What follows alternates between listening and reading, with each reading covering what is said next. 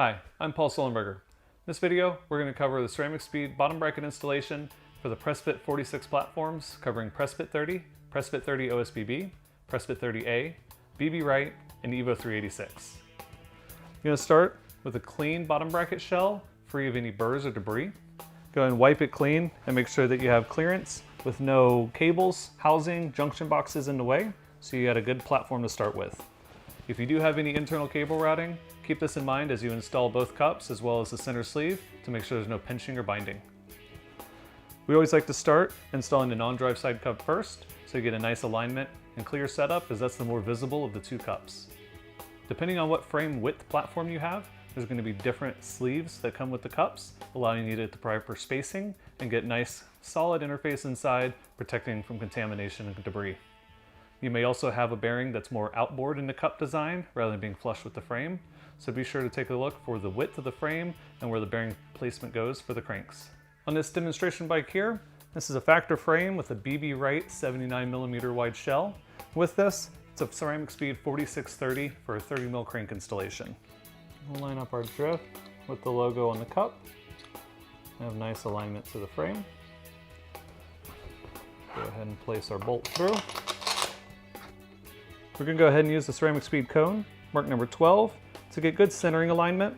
This isn't always required, but it does make sure that first cup goes in completely straight. And then we'll tighten into place.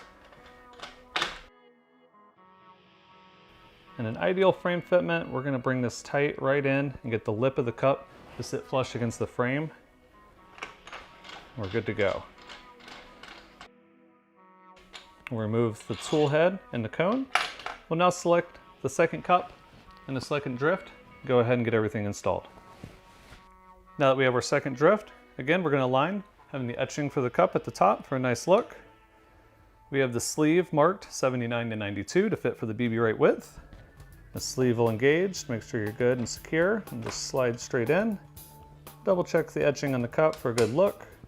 We'll go ahead and tighten in place.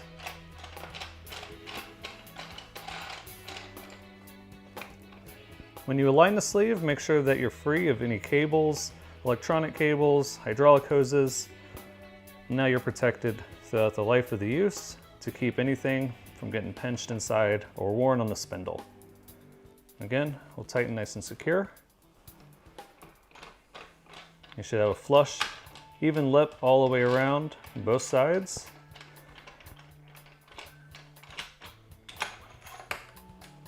Take and set our tool aside. And we'll go ahead, wipe off any excess grease on either side.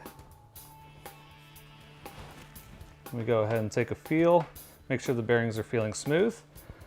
At this point, if you have any resistance and feel any binding or any noise, you may have an incompatible tolerance of the frame to the cup.